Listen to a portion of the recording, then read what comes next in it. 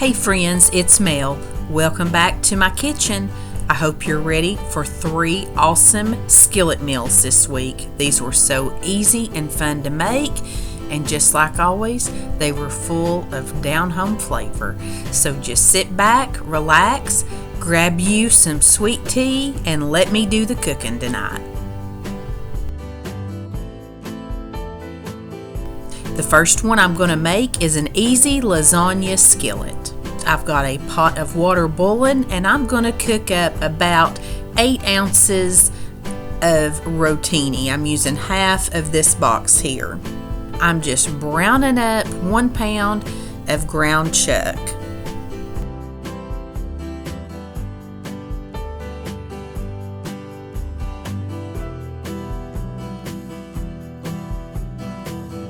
I have drained the grease off my ground chuck, and I've got it all cooked thoroughly, and I'm just going to add in some onion and sweat that out and get it nice and soft.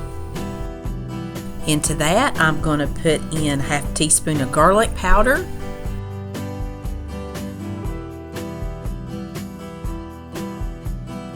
going to put in 2 teaspoons of Italian seasoning,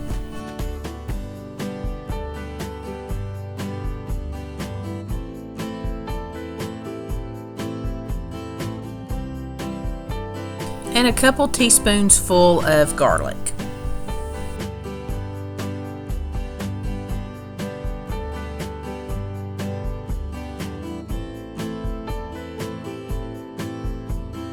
I'm just going to mix that in and get it all heated thoroughly and give those flavors a chance to come on out. And then the recipe says to add in 15 ounces of tomato sauce.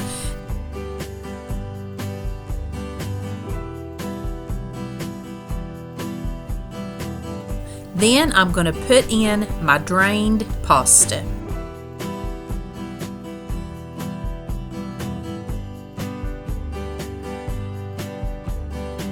Then I'm going to put in just a handful of Parmesan cheese, probably about half of a cup. And I'm going to put in a cup of cottage cheese. You could also put ricotta here.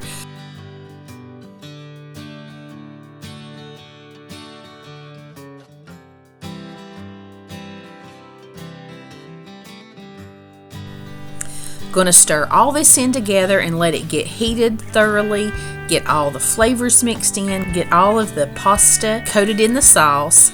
Then it just says to top it with mozzarella cheese, but I felt like it needed something cheesy more down in there to help it stick together.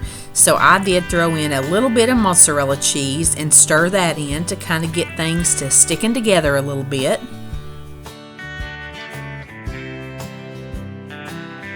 Then I covered it with another nice coating of mozzarella cheese there. And then I'm just using my pizza pan as a lid because this skillet is huge and I don't have a lid that will fit it. You're just going to cover it long enough to let your cheese get nice and melted. Now this was delicious. It's like a very easy lasagna without having to make the layers and let it bake so long, but a couple things I would change. I had my Italian seasoning laying out there, and I forgot to mix it in with my seasonings. I'm topping it with it, but I would put Italian seasoning down in there, and instead of using just plain tomato sauce, I would add in some tomato paste, or even better, like a jar of ragu or prego, or an actual spaghetti sauce, not just a tomato sauce, because to me it lacked a little bit of boldness. But I will say this. It was delish, and the longer that it sat, the better it got, because I had some for lunch the next day, and it was delicious. We splurged and had bread a couple nights this week with these skillet meals, and then a side salad. The pasta that this recipe calls for is very elusive. I looked at many stores and could not find what looks like the mini lasagna noodles, so I just went with some rotini I had. It looks really cute and like lasagna if you can find these noodles to use. Now we're going to have a baked spinach ravioli skillet. I'm going to start out just melting about 4 tablespoons of butter. To that I'm just going to add in some onions and stir them around till they get translucent.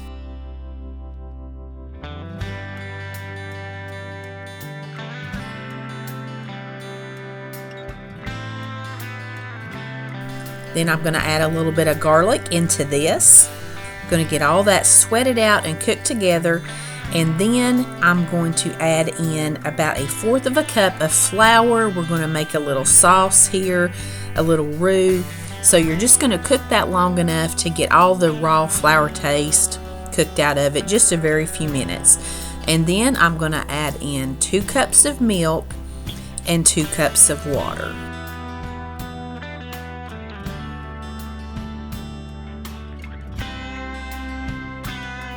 I'm going to hit it with some salt and pepper.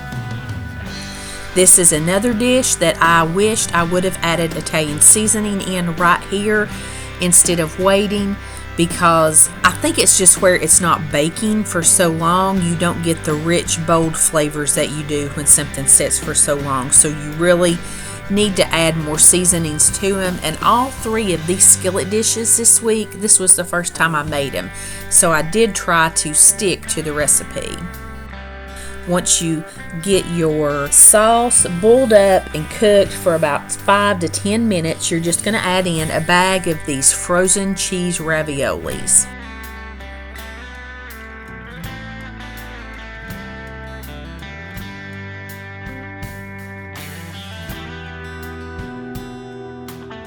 My bag was a little bit larger than what the recipe called for, but I kept adding in and I felt like I had plenty enough sauce to go for it, so I just put the whole bag full in there.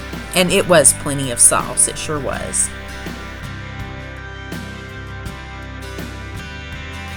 Now this recipe did not call for any meat, but I did pull out 2 small cans of white chunk chicken breast and stir that in.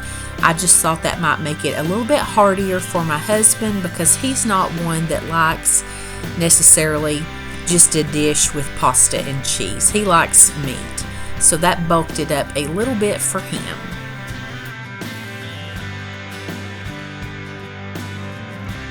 And you're just going to continue to simmer this and cook it down till the frozen pastas are cooked and warmed up thoroughly, and your sauce will just continue to reduce down and get thicker as it goes.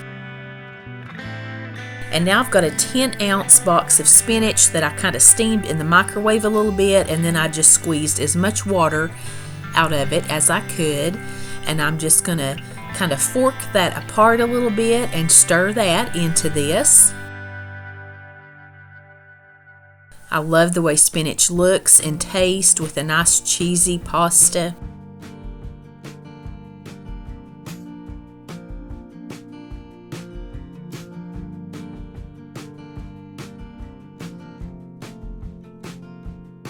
Just going to let all that get stirred in together good, and then I have an Italian cheese blend and a mozzarella cheese that I'm going to spread over the top of that.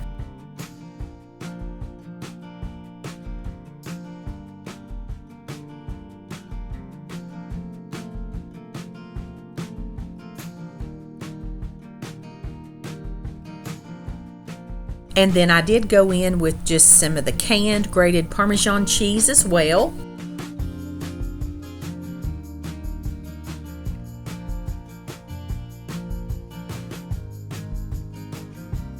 Then I'm just going to put it under the broiler for just a few minutes. I had my door cracked so I could watch it until it got pretty and brown.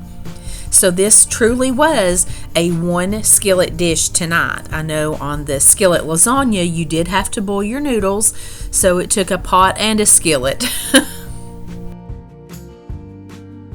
This was very gooey, cheesy, and delicious. Like I said, we all loved this, and of course it tastes good in leftovers too. And we had some cheesy toast and salad alongside this as well. Delicious, easy, quick, and we had leftovers. Now this is my favorite one of the week. This is a beef taco skillet, and if you have been here, you know I just love everything taco flavored, and this one did not disappoint. As always, I'll have you links to these recipes down in my description box so you can go and pin them and have easy access to them. And I'm just beginning the prep for this one by chopping up a small onion and some green onion to go on top.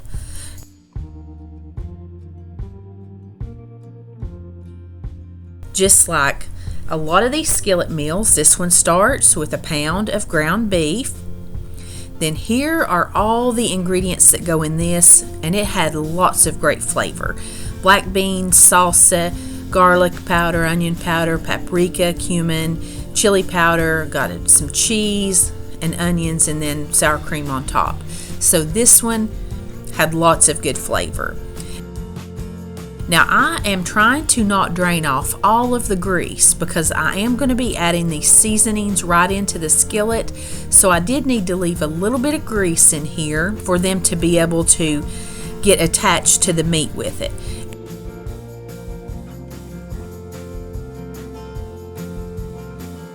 I am going to start out with my onions. I'm going to put those in and let them start to get tender and cooked up as well. And you can see I am adding a couple of spoonfuls of that grease back in because I could already tell I had drained too much. I am pretty good about draining my grease, and I was a little bit too good. So into this one, we're going to go in with a teaspoon of garlic powder, a teaspoon of onion powder,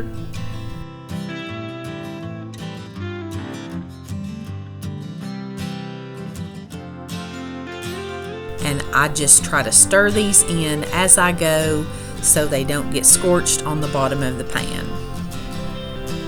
And we've got a teaspoon of paprika as well.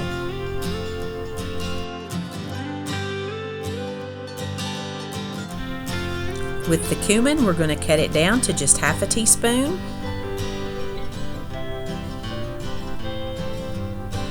And then with the chili powder, I think this is why I love this dish, because I love chili powder too. I'm going to go with a whole tablespoon. And I just finished off that bottle right there. Get all your spices kind of stirred into your meat and onions so it can hold on to that flavor.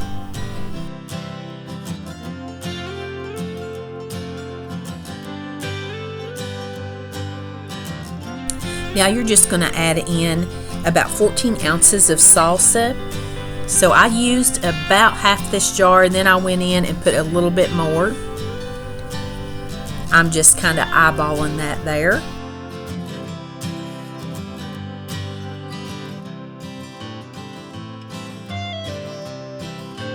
You want to be sure that your mixture does have enough liquid in it. And then I'm going to put in a can of black beans that I have rinsed and drained. Now you're just going to stir all this together and let it come to a nice simmer there, kind of warm up and warm all the way through. And then the recipe actually says to take your tortillas and cut them in like 4 pieces, like cut them in quarters, and then to sort of scrunch them up or roll them up and fold them into this. Now I just had in my mind I was not going to put the tortillas in it at all. We were just going to eat it wrapped up in a tortilla. But the longer I stood there looking at this mixture, I changed my mind. Now what I did with mine was tear them up into little bitty small pieces, because the last time that I baked a dish and I had my whole tortillas in it, they got tough on me, and I'd never had that happen before. But what I ended up doing was I just shredded up one little tortilla. These are the little taco size. You want to be sure and cover it all with this mixture because it's going to absorb some of that liquid. And then I stood there looking at it some more, and I thought, well, it said to do 4 of them. I don't think it could take 4 tortillas, but I did take another one and shred it up and put it down in there. And I'm so glad I did, because that tasted really good. They were the perfect texture. You're just going to cook that up a little bit till those tortillas get just a little bit soft. Then I'm going to come over the top of this with some of that good Monterey Jack cheese I had sitting out. And I'm going to stick it under the broiler and watch it just till it gets brown. That looks so good. I swear I could just eat that again right now.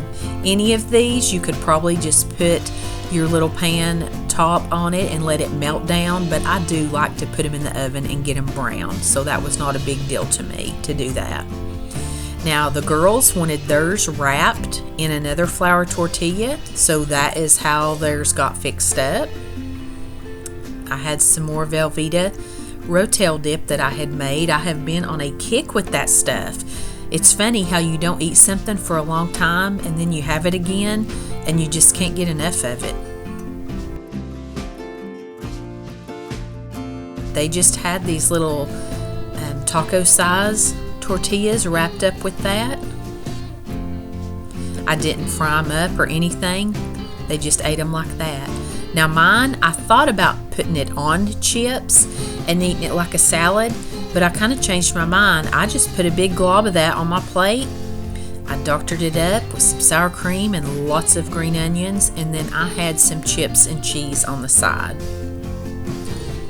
This was so good. I cannot recommend this one enough. This is a recipe by Salt and Lavender, and I have made some of her dishes before. I can't remember right off the top of my head right now which ones, but I do remember really liking the other one too. So that is somebody to follow on Pinterest if you're looking for good dishes. And you know it's easy if I'm making it too. But look at all the good flavors down in there. This was yummy. Now I'm just going to show you something that is not a skillet meal, but this was just another night. We had these little ham party sandwiches. I've showed variations of this before, but here's just a quick thing of them. I had these little brioche buns that I got at Aldi, and I'm just making 6 of them. It was just a couple of us here. I had all the things to make it, and I thought this would be a quick little dinner. This is about a half a stick of butter, and I've melted that down, and into that I just squirted in some yellow mustard, and I sprinkled in some garlic powder and some onion powder. Got it all stirred up, then I brushed some on to the bottom of my buns.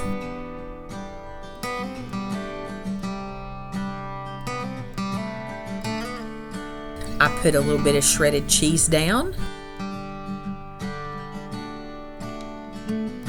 And then this is just a prepackaged honey ham sandwich meat that I had to use.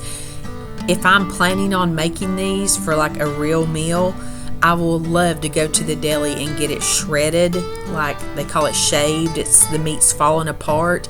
I love that texture of the meat like that. But this was fine, just for me and Patrick. This was great. We could deal with that. I put some more shredded cheese over the top, and then I topped it with the buns.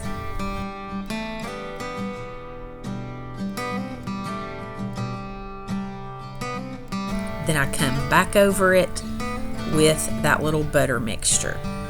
Now I have made lots of variations of these too. I've used poppy seeds, I have used brown sugar and Worcestershire sauce, but this was just something very simple, quick, on the fly. I was trying to hurry in and out of that kitchen, so I just threw this together really quick.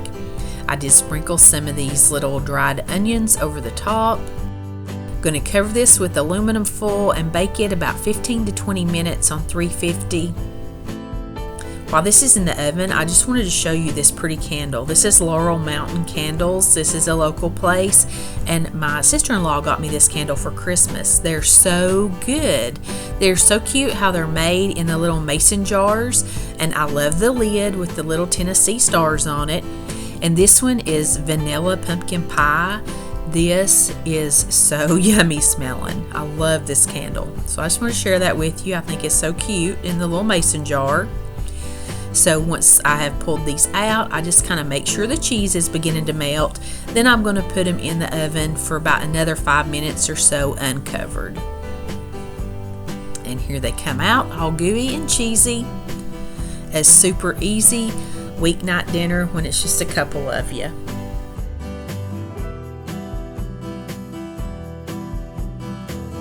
You can see here how nice and gooey that got, full of cheese with the 2 layers. Had these flavored Frito twists with these. We love these honey barbecue Fritos. That was very quick and easy dinner. Friends, thank you so much for being here this week. I appreciate the time that you set aside to be with me every Sunday night, and I hope you've enjoyed these. Like I said, I'll leave you pins for everything below. Next week, I should have another grocery haul on Wednesday, and I'll have another What's for Dinner for you next Sunday. Until then, I appreciate you stopping by, and I send you love from my kitchen.